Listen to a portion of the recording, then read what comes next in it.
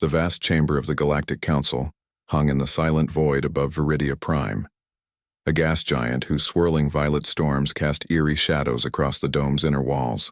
Inside, representatives from 23 starfaring species sat around a circular table made of polished obsidian, their faces lit by soft blue light from floating data orbs.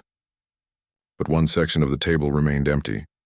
The human seats, 3 high-backed chairs with subtle Earth symbols carved into the armrests, sat untouched, cold, and quiet. No one had seen a human delegate in over 3 weeks. Worse, every attempt to contact Sol system had failed. Hails went unanswered. Data requests bounced back with error codes.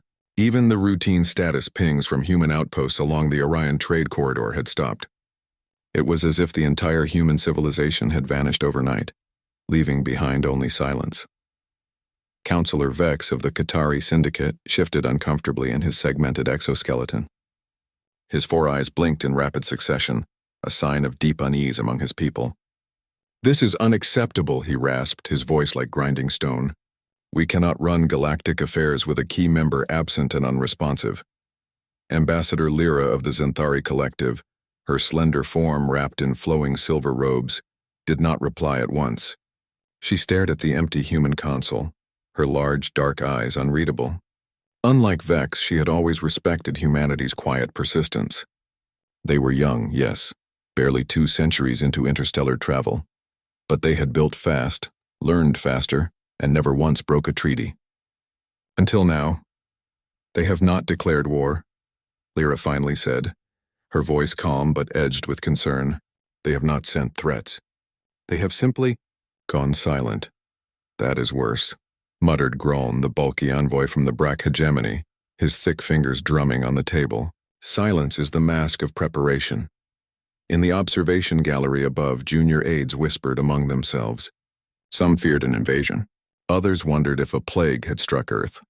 A few even speculated that humanity had achieved transcendence and left the physical plane altogether. But none of those theories explained the automated defense drones now patrolling the edge of human-controlled space.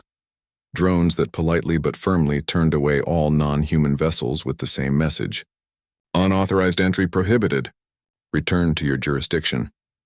Back on Earth, far from the anxious eyes of the Council, life continued, but not as usual. Cities still glowed at night, trains still ran on time, and children still played in parks. Yet a quiet tension hung in the air, like the stillness before a storm. On the moon, inside the Lunar Command Hub, Captain Daniel Brooks stood at the edge of a wide observation window, watching Earth hang in the blackness like a blue jewel. His uniform was crisp, his posture straight, but his eyes were tired.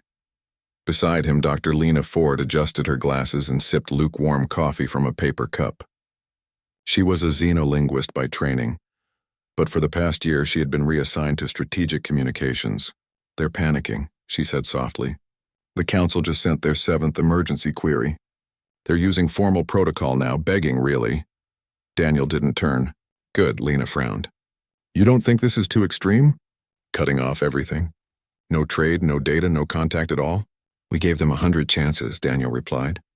100 treaties honored, 100 compromises made. 100 times we swallowed our pride because unity mattered more than fairness. But when they voted to take Helios 7, Eos Prime, and Tarsus without even consulting us, after we spent decades terraforming those worlds, they showed us the truth. To them we're not equals. We're tenants. Lena fell silent. She remembered the day the vote happened. Ambassador Carl Ruiz had stood alone in the council chamber, voice steady but eyes burning, as the non-human delegates raised their hands in unison. Not one spoke against Resolution 887, not one, and when Carl asked why, Lyra had simply said, "The greater good requires sacrifice, but it was always humanity sacrificing." Now, Earth's unified command had activated Protocol Veil, a plan developed in secret over 5 years. Total diplomatic and informational quarantine. No explanations, no negotiations, just a clean, cold wall between humanity and the rest of the galaxy. The idea wasn't to provoke war, but to force reflection. If the galaxy needed humanity to function, then maybe, just maybe, it would finally see them as partners, not tools on Mars and the red dust outside New Ares City. Engineer Tyler Grant wiped grease from his hands and looked up at the sky. A supply ship from the Xanthari Collective had just been turned away by Orbital Defense AI. He smiled faintly. For years, off-worlders had treated Martian engineers like cheap labor, praising their work but never inviting them to the design table. Now those same aliens couldn't fix their own life support systems without human-coded patches. Karma, he thought, had a quiet way of arriving. Meanwhile, aboard the orbital station Helios Watch, Commander Nina Patel reviewed security feeds. Every human colony, every research outpost, every mining rig had gone into low-profile mode. Lights dimmed. Transmissions minimized. Even civilian ships stayed within system borders. It wasn't fear that drove them, it was discipline. For once, all of humanity moved as one. Not because a leader commanded it, but because everyone understood why. Back in the council chamber, Vex slammed a clawed fist on the table. "We must act. Send a fleet to the Sol border. Demand answers." Lyra shook her head. "And if they fire on us? Then we've started a war with the species that builds half our medical drones and maintains our quantum comms. Is that what you want?" Grolam grunted. "Maybe they're bluffing." "Maybe," Lyra said. "But what if they're not?" The chamber fell into a heavy silence, different from the one humanity had imposed, but just as thick. For the first time, the council realized they had taken humanity for granted. They had assumed humans would always be there, fixing, building, agreeing, smiling through the insults. But now with that presence gone, the galaxy felt unbalanced. On Luna, Daniel finally turned from the window. "They'll come around," he said. "Not because we forced them, but because they'll miss us." Lena nodded slowly. "Or they'll hate us for it. Either way," Daniel said. "We're no longer invisible." Outside, Earth spun on, quiet and resolute. Its people united not by flags or factions, but by a simple shared choice: enough was enough. And in the endless dark between stars, that silence spoke louder than any war cry ever could. 6 months before the silence began, the Galactic Council had gathered under very different circumstances. The mood was light, almost festive. Delegates sipped nectar from crystal vials and exchanged polite compliments.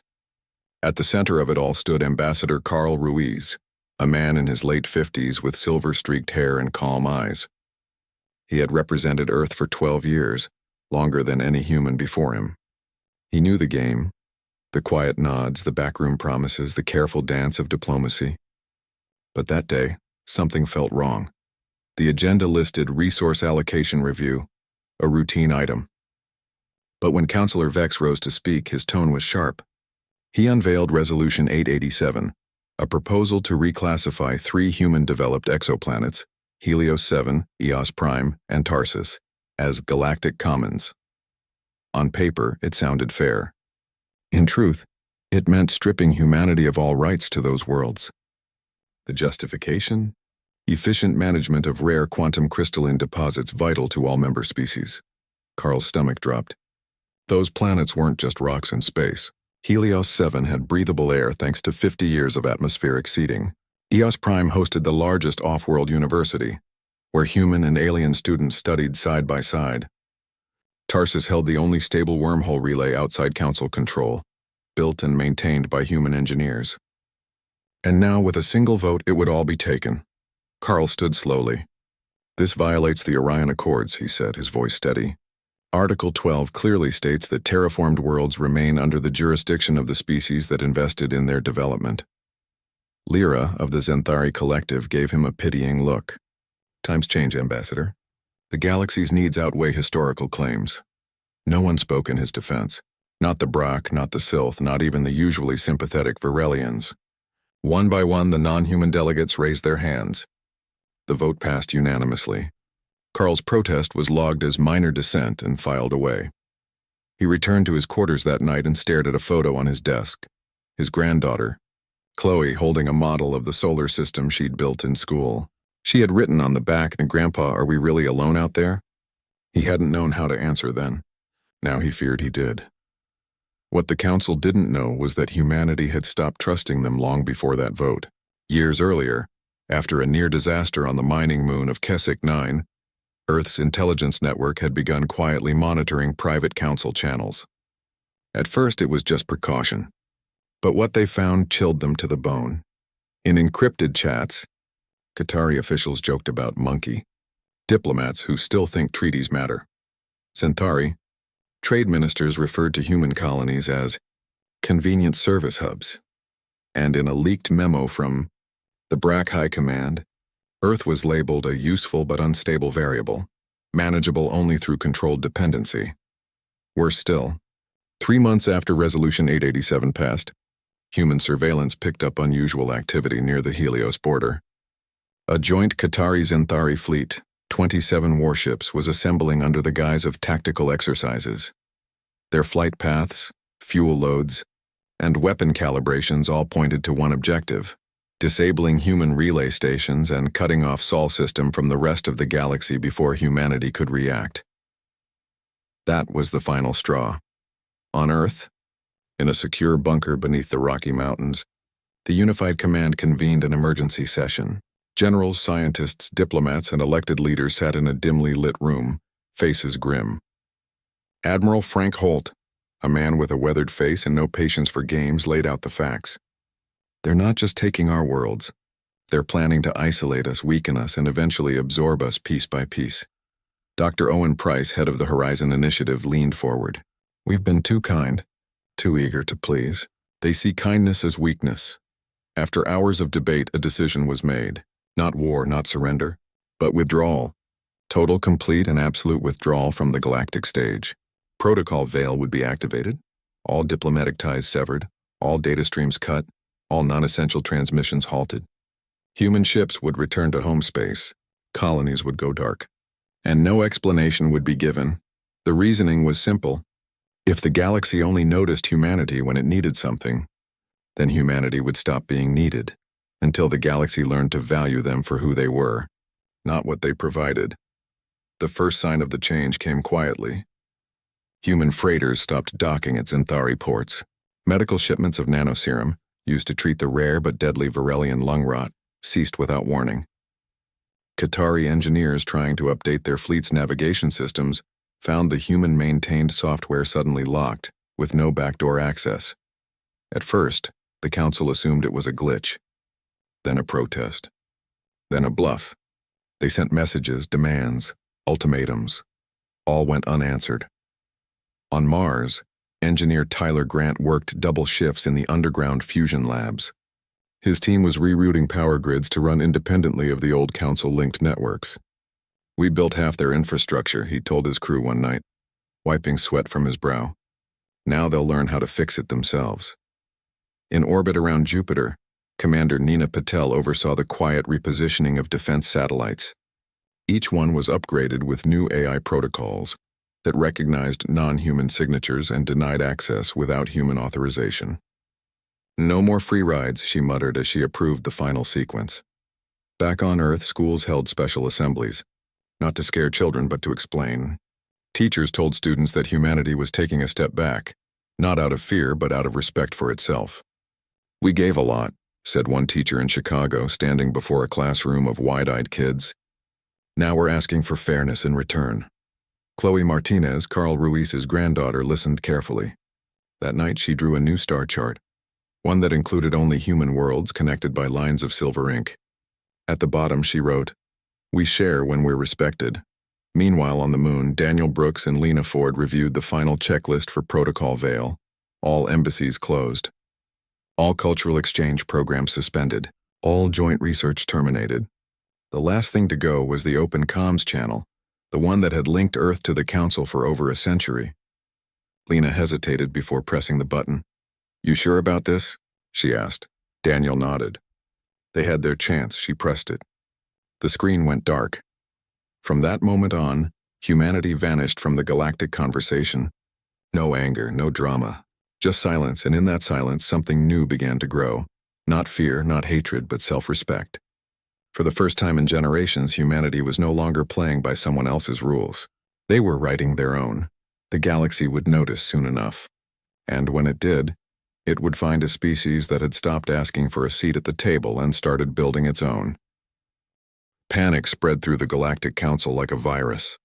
At first, it was just confusion. Why won't the humans answer? Then came frustration. How dare they ignore us? But within weeks, confusion and frustration turned into something far more dangerous. Fear.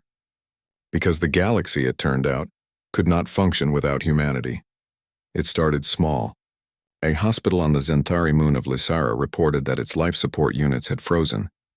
Technicians traced the problem to a firmware update that required a human authentication key, now offline. 3 patients died before a workaround was found. Then came the freighters. Qatari cargo ships, used to relying on human-maintained navigation beacons, began drifting off course. One collided with an asteroid field near the Orion Rim, scattering debris across a major trade lane. The Council's own systems began to fail. The translation matrix, a marvel of linguistic engineering that allowed 23 species to speak in real time, started glitching. Words came out wrong. Peace became war. Help became attack. The core algorithms, it was discovered, had been quietly updated every month by a team of human linguists based on Luna. No one else understood the code well enough to fix it. Counselor Vex demanded action. "This is sabotage," he declared, slamming his claws on the table. "They are holding the galaxy hostage with their silence." But Ambassador Lyra shook her head. "Sabotage implies intent to harm. They shut down their own systems too. They're not attacking us. They're just gone." And that was the problem. Humanity wasn't just another species. They were the glue. Their AI managed supply chains across 6 sectors. Their engineers designed the cooling systems for BRAC fusion cores. Their artists created the holographic interfaces used in every embassy. Even the music played in council waiting rooms was composed by a human from New Seattle. Without them, the galaxy felt hollow. On Viridia Prime, citizens began to notice. Shops ran out of medical patches. Public transit schedules became unreliable. Even the weather control satellites over the capital city started behaving oddly, dumping rain during festivals, clearing skies during mourning days. Rumors flew.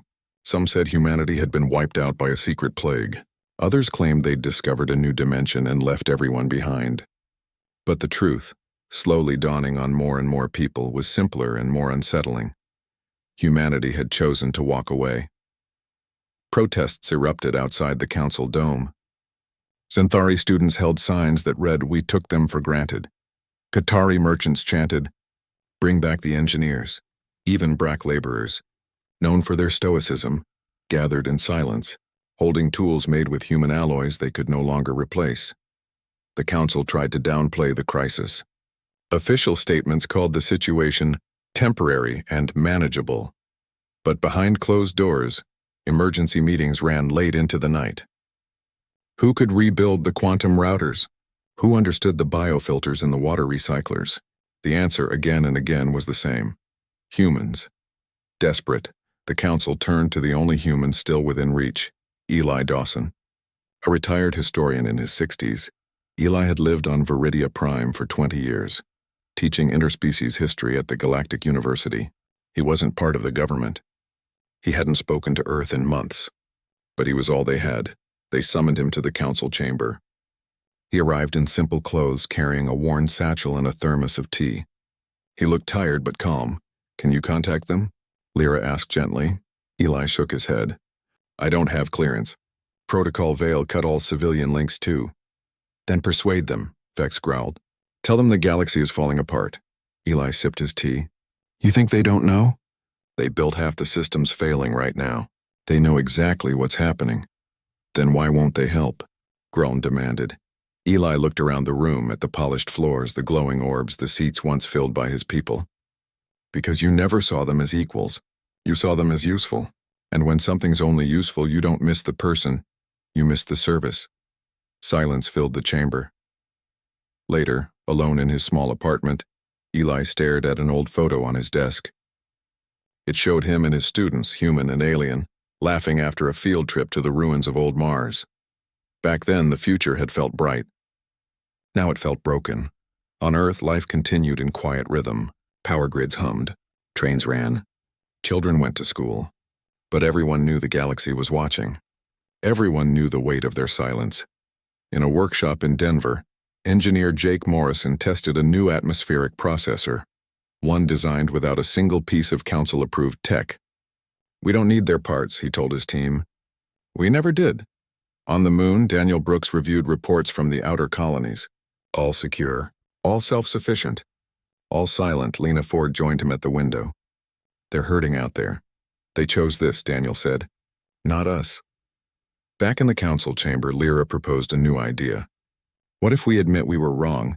What if we return the 3 worlds? Repeal Resolution 887? Offer full partnership, not just membership? Vex scoffed. Grovel? To primates?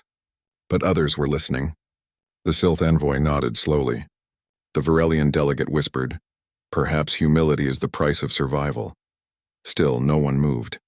Pride was a heavy cloak, hard to shed. Meanwhile, on a quiet street in New Ares City on Mars, a young girl named Maya Ellis fixed a broken comms unit with parts she'd salvaged from old drones. Her neighbor, an elderly Qatari who had lived on Mars for 30 years, watched from his porch. You're good with your hands, he said in halting English. Maya smiled. My dad taught me.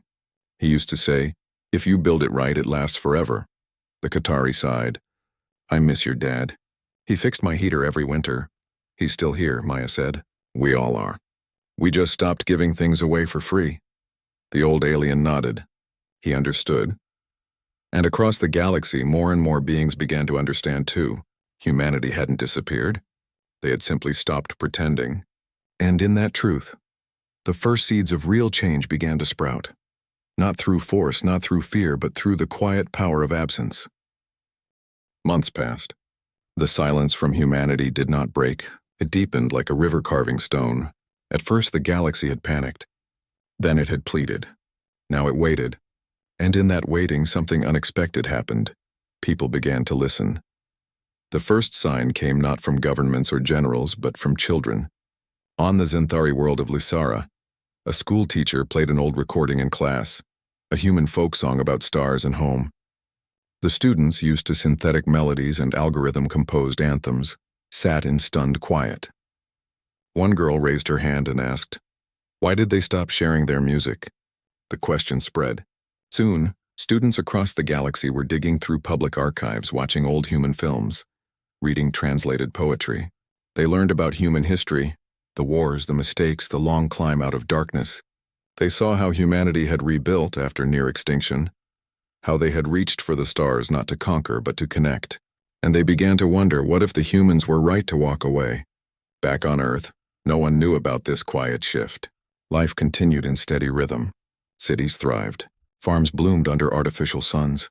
In hidden labs beneath the Rockies, Dr. Owen Price and his team worked tirelessly on Project Horizon. It was not a weapon. It was a key. A new kind of faster-than-light drive that didn't rely on the Council's jump gates or their quantum beacons. With it, humanity could travel anywhere, anytime, without asking permission. Owen wiped sweat from his brow as he watched the final test simulation. The drive hummed softly, its core glowing with a pale blue light. It works, he whispered. We're free. Nearby, young engineer Jake Morrison checked the energy readings. No council tech, no shared code, just us. That's the point, Owen said. We're not leaving the galaxy.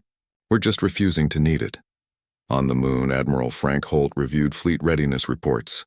Every ship was now retrofitted with Horizon-compatible engines. Every colony had independent power, food, and defense. Humanity was no longer a guest in someone else's house. They had built their own. But the biggest change wasn't in technology, it was in spirit. For the first time in generations, humans spoke openly about their worth. In schools, teachers told students, you belong here not because you serve, but because you exist. In town halls, citizens debated not how to please the council, but how to build a future that honored their values. Then came the message. It started as a simple broadcast, unencrypted, sent on every public channel across human space. No fanfare, no warning. Just a girl standing in a sunlit room, holding a hand-drawn star chart. Her name was Chloe Martinez. She was 10 years old. We used to share everything, she said, her voice clear and calm. Our stories, our songs, even our mistakes. But you only saw what you wanted to see. So now we're going quiet. Not because we're angry, because we're done being used. The message lasted less than a minute, but it spread like wildfire. Within hours, it was viewed billions of times across the galaxy. On Zenthari streets, crowds gathered around public screens, watching it again and again. In Qatari markets, merchants paused their work to listen. Even Councillor Vex watched it in private, his many eyes unblinking. For the first time, the galaxy saw humanity not as engineers or medics or soldiers, but as people. A little girl with messy hair and bright eyes speaking not with threats but with truth. Protests grew louder. This time, they weren't just about missing services, they were about justice. "Return their worlds," read one sign on Viridia Prime. "Apologize," said another. A group of young Qatari artists painted a mural of Chloe on the side of a government building, with the words, "We hear you now." Ambassador Lyra watched it all from her office. She felt a strange mix of shame and hope. She remembered Carl Ruiz's tired eyes the day of the vote. She remembered dismissing his pain as human sensitivity. Now she understood. They hadn't just lost allies. They had lost friends. She called an emergency session of the council. "We cannot wait for them to come back," she said. "We must earn the right to speak to them again." Vex scoffed. "Earn? We are the Galactic Council." "We do not beg." "You do if you want to survive," Lyra replied. "Look around. Our systems are failing. Our people are suffering. And the only ones who can truly fix it won't, because we hurt them. Not with weapons, with words. With votes. With silence of our own." This time others agreed. The Sylph envoy proposed repealing Resolution 887. The Varelian delegate suggested returning all human-developed tech and data. Even Groan of the Brack hegemony grunted, "Maybe we were too harsh," but action spoke louder than words. And the galaxy had spent too long speaking without acting. On Earth, Chloe had no idea her message had changed everything. She was just glad her grandpa had smiled when he saw it. Carl Ruiz, now retired, sat on his porch in New Mexico watching the sunset. For the first time in months, he felt peace. In orbit, Commander Nina Patel received a strange signal. It wasn't a hail. It wasn't a threat. It was a single data packet, sent from a civilian Zenthari vessel near the border. Inside was a simple file, the full repeal of Resolution 887, signed by 17 council members. She forwarded it to Lunar Command without comment. Daniel Brooks read it, then passed it to Lena Ford. She studied it for a long time. "They're trying," she said. "Trying isn't enough," Daniel replied. "But it's a start." Deep in the labs, Owen Price powered down the Horizon prototype. The test was over. The future was ready. And across human space, people kept working, kept building, kept living. Not in anger, not in fear, but in quiet dignity. They had not shouted to be heard. They had simply stopped speaking until someone learned to listen. And somewhere, in the vast dark between stars, the first note of a new song began to play. Not of dominance, not of dependence, but of mutual respect. It was soft. It was fragile. But it was real. 1 year after the silence began, the galaxy received a message unlike any before. It was not a demand. It was not an apology. It was simply a set of coordinates and an open invitation. The location was near the edge of human-controlled space, close to the ruins of an ancient station built by a long-vanished species. There, floating in the quiet dark, a new structure had appeared. It was called the Sol Concord. The Concord was not a warship. It was not a fortress. It was a meeting place, round open and built with clean lines of white alloy and glass.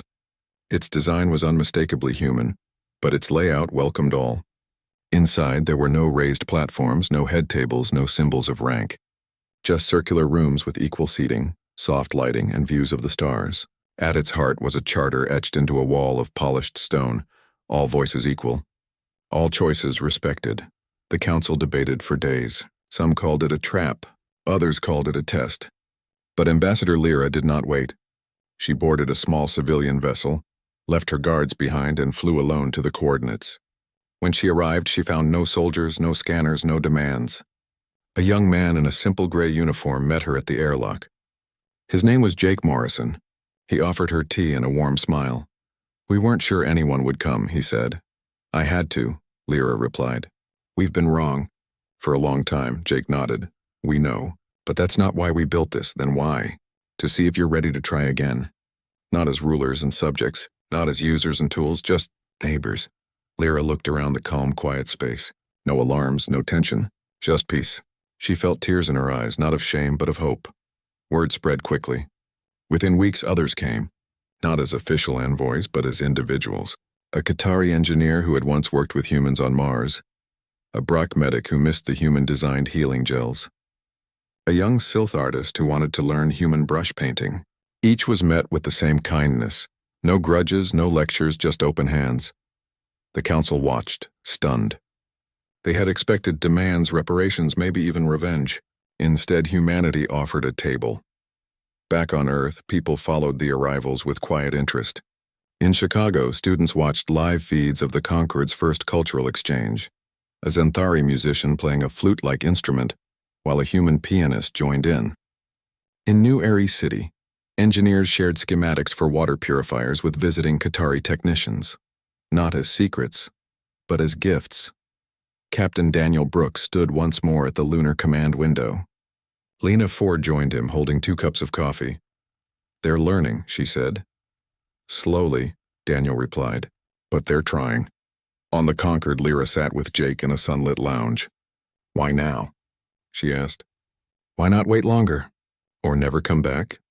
Jake looked out at the stars. Because silence was never the goal. It was just the first step. You can't build trust on lies. You have to clear the ground first. He paused, then added, "We missed you too. Just not the way you were," Lyra understood. Humanity hadn't rejected the galaxy. They had rejected the old rules. And now they were offering new ones. Meanwhile, deep in the Sol system, Project Horizon was no longer a secret. Human ships equipped with the new drive began making short jumps, not to flee but to explore. They visited dead worlds, mapped nebulae, and left data buoys for anyone to use. No ownership, no claims, just knowledge, shared freely. Admiral Frank Holt watched the first Horizon-class vessel vanish into FTL space. He didn't smile, but his shoulders relaxed. "We're not hiding anymore," he said to no one in particular. "We're just choosing who we walk with." On Mars, Tyler Grant taught a mixed class of human and alien students how to build a solar converter from scrap. "The trick," he said, "isn't the parts. It's the patience." In orbit, Commander Nina Patel received a new kind of signal, a joint request from 3 non-human worlds asking for help repairing a failing climate grid. This time the message included the words, "Only if you're willing." No pressure. She approved the mission. And on Earth, Chloe Martinez stood in her schoolyard looking up at the sky. Her teacher had told the class that the Concord was now hosting its first joint science fair. Chloe raised her hand. "Can we go?" "Maybe next year," the teacher said. "When they've earned it," Chloe smiled. She knew what that meant. Trust wasn't given. It was built. One honest word, one shared meal, one repaired engine at a time. At the Concord, Lyra prepared to leave. Before boarding her ship, she turned to Jake. "What happens now?" Jake shrugged. "We talk, we listen. We make mistakes. We fix them, together." It wasn't a grand promise. It wasn't a treaty. But it was real.